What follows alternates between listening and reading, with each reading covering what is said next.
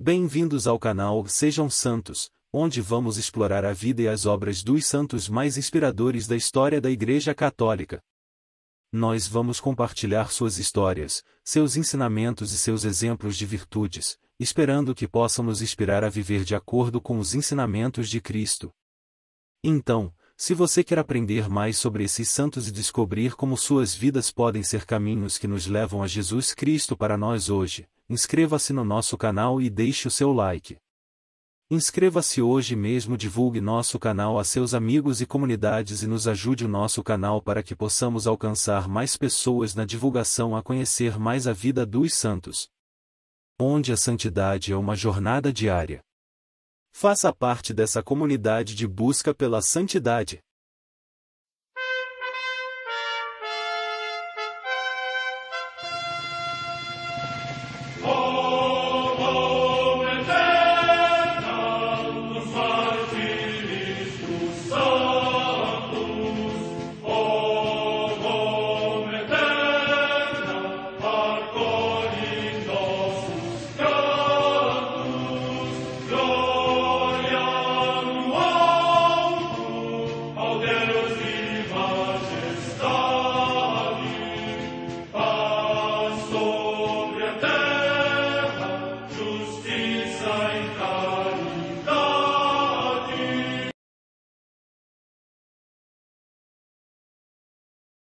Ler a vida dos santos desperta em nós o desejo de seguir a Cristo.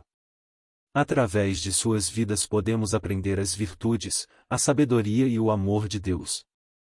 Cada santo nos oferece um modelo de vida a ser imitado, como diz São Paulo na carta aos Hebreus, capítulo 12, versículo 1. Estamos rodeados por uma nuvem de testemunhas. A Igreja foi fundada por nosso Senhor Jesus Cristo não apenas como uma instituição, mas uma autêntica família.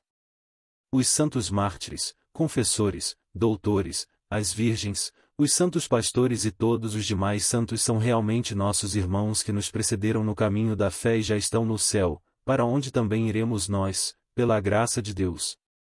Portanto, sede santos, assim como o vosso Pai Celeste é santo. Mateus capítulo 5, versículo 48. Hoje, dia 7 de agosto, celebra a Igreja a vida desse grande santo, São Caetano de Thiene. A Santa Madre Igreja celebra também nesse dia os santos. Memória dos Santos Sisto II, Papa, e companheiros, mártires. O Papa São Sisto, quando celebrava os santos mistérios e ensinava aos irmãos os mandamentos celestes, por força do edito do imperador Valeriano, foi inesperadamente preso pelos soldados e degolado no dia 6 de agosto. Com ele sofreram o martírio 4 diáconos, que foram sepultados com o pontífice em Roma, no cemitério de Calixto, junto à Via Ápia. No mesmo dia também os santos Agapito e Felicíssimo, seus diáconos, padeceram o martírio no cemitério de Pretestato, onde também foram sepultados. Morte no ano 258. Em Augsburgo, na Récia, atualmente na Alemanha, Santa Afra, mártir, que, convertida de uma vida de pecado à fé cristã, segundo se narra, ainda não batizada, foi lançada ao fogo por dar testemunho de Cristo. Morte no ano 304. Em Arezzo, na Etrúria, hoje na Toscana, região da Itália, São Donato, o segundo bispo desta sede, do qual o Papa São Gregório Magno louva a virtude e a eficácia da oração. Morte no século IV. Em Chalons, na Gália Bélgica, hoje na França, São Donaciano, bispo. Morte no século IV. Em Rouen, também na Gália Bélgica, hoje na França, São Vitrício, bispo, que, ainda soldado, por ter deixado o exército no tempo do imperador Juliano para seguir a Cristo, foi submetido pelo tribuno a muitas torturas e condenado à morte, mas, alcançando a liberdade, depois de ter sido consagrado bispo, conduziu a fé cristã às fogosas populações dos Morinos e dos Nérvios, na Gália Setentrional. Morte no ano 410. Em Besançon, na Borgonha, também na atual França, São Donato, bispo, que compôs uma regra para as virgens segundo os ensinamentos dos santos Bento, Columbano e Cesário. Morte no ano 658. No território da Venécia, hoje na região do Vêneto, na Itália, o beato Jordão Forsaté, abade, que fundou mosteiros em Pádua e, não tendo podido, apesar de todos os esforços, evitar a ruína da sua pátria, foi para o exílio onde viveu de modo irrepreensível e, deixando admirável exemplo de virtude consumada e de sabedoria, adormeceu piedosamente no Senhor. Morte no ano 1248.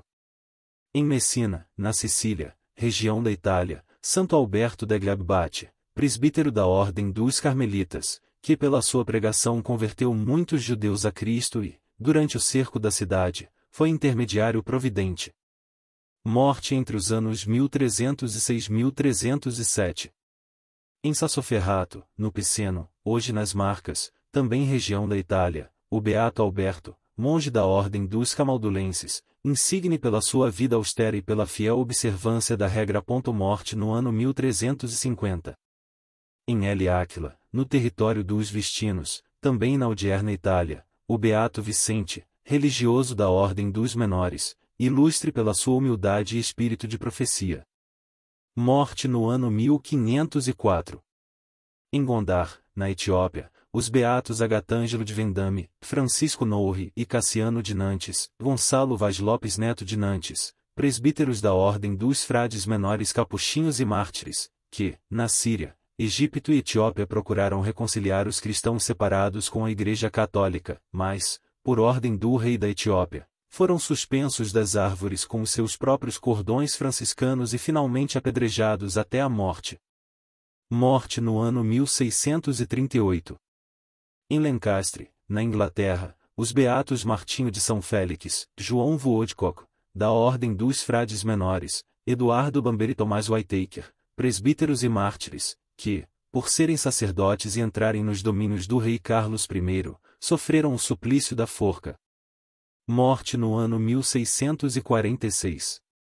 Em York, também na Inglaterra, o beato Nicolau Postate, presbítero e mártir, que, no reinado de Carlos II, que por ser sacerdote ter exercitado clandestinamente o seu ministério entre os pobres durante cerca de 50 anos, foi suspenso no patíbulo. Morte no ano 1679. Em Gorka do Chovna, cidade próxima de Poznań, na Polônia, o beato Edmundo Bojanowski, que se dedicou ardorosamente à instrução dos pobres e populações rurais segundo os preceitos do Evangelho e fundou a Congregação das Escravas do Imaculado Coração da Mãe de Deus. Morte no ano 1871. 16. Em Colima, no México, São Miguel de la Mora, presbítero e mártir, que, durante a perseguição contra a Igreja, por ser sacerdote foi coroado com o martírio. Morte no ano 1927.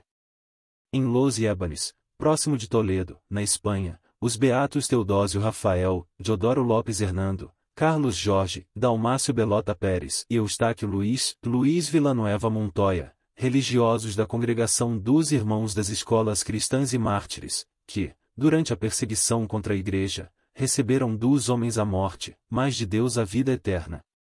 Morte no ano 1936. São Caetano de Thiene. São Caetano de Thiene foi, talvez, o primeiro de uma série de santos que a providência suscitou para salvar e reformar sua igreja, no perturbado século XVI. Nasceu em Veneza, em 1480. Logo após o batismo, a mãe, profundamente devota, oferecia e consagrava a criança à Virgem Santíssima. Ela pediu a Nossa Senhora que reformasse tudo o que nele havia de imperfeito, que o considerasse como filho seu, fazendo-o grande junto de Deus, ainda que fosse pequeno perante o mundo. E não ficou sem efeito a oração de sua mãe, pois, desde pequeno, mostrava Caetano grande amor à oração e às obras de caridade. Cursou os estudos de humanidades e formou-se em direito. Seguiu para Roma, colocando-se a serviço da Santa Sé, sob o Papa Júlio II, em plena Renascença. Com 36 anos, decidiu consagrar-se à carreira eclesiástica e foi ordenado sacerdote pelo Papa. Em Roma filiou-se aos oratórios do Divino Amor que promoviam, em comum, a vida de piedade e de caridade como antítese ao espírito mundano do tempo. Morto o Papa Júlio II, Caetano voltou para o norte da Itália, dedicando-se ao ministério sacerdotal, pregação e serviço de caridade, sobretudo nos hospitais. Tanto foi seu zelo que foi apelidado Caçador de Almas. Aproveitando das experiências dos oratórios, junto com 3 companheiros, entre os quais Pedro Carafa, que se tornará, mais tarde, Papa, com o nome de Paulo IV, organizou uma congregação religiosa cujo plano era a santificação própria dos membros, combater a tibieza e a ignorância no clero, regenerar os costumes da sociedade, promover o culto divino litúrgico, restabelecer o respeito e reverência à casa de Deus, propagar a sã doutrina contra as heresias incipientes da pseudo-reforma e dar assistência religiosa aos moribundos. Ele teve uma visão de um campo todo coberto de lírios, entre os quais voavam e cantavam muitas avezinhas, ao mesmo tempo em que, misteriosamente, entendia que aqueles lírios se vestiam pomposamente sem fiar nem tecer, e que aquelas avezinhas estavam bem alimentadas, apesar de não semearem nem colherem, mas esperando e recebendo tudo da providência paternal de Deus. Ele compreendeu a lição e prometeu pô-la em prática cotidiana. Pela grande confiança que alimentava na divina providência, deixou aos seus religiosos uma regra que os obrigava a uma rigorosa pobreza, proibindo-lhes, não só aceitar a mínima recompensa pelos trabalhos, mas vedando-lhes até pedir esmola. Por mais rigoroso que isto parecesse, houve muitos que pediram ser aceitos como membros da nova ordem, que veio a chamar-se de Teatinos, pela cidade de Tiate, onde foi elevado a bispo o primeiro superior-geral da ordem, o futuro Papa Paulo IV. A primeira casa foi fundada em Roma, junto da igreja de Santo André de Valle. Logo em seguida, São Caetano fundou uma outra em Nápoles. A obra de São Caetano foi uma inovação da vida religiosa no seio da igreja. Até aquele tempo, só havia monges ou frades mendicantes como os franciscanos e dominicanos, ainda muito presos às regras de clausura e de observância monástica. A revolução, que se operava em todas as ordens da vida no começo da Idade Moderna, requeria uma transformação da vida religiosa em mentalidade e organização para adequar-se ao dinamismo da época. Era necessário tornar a disciplina da vida comum mais operacional, para poder dedicar-se integralmente ao apostolado, numa atividade de serviço social, com fim caritativo e pastoral. Isto foi conseguido com a fundação das congregações dos clérigos regulares. A primeira desta foi sem dúvida fundada por São Caetano. Este modelo foi seguido no mesmo século pelos barnabitas, jesuítas e outros, que enriqueceram cada vez mais a igreja de forças novas, no apostolado e na evangelização. São Caetano deu toda a sua vida à nova atividade, querendo ser modelo e forma dos novos sacerdotes e apóstolos da sociedade. Ele veio a falecer com 67 anos de idade, em Nápoles, em 1547.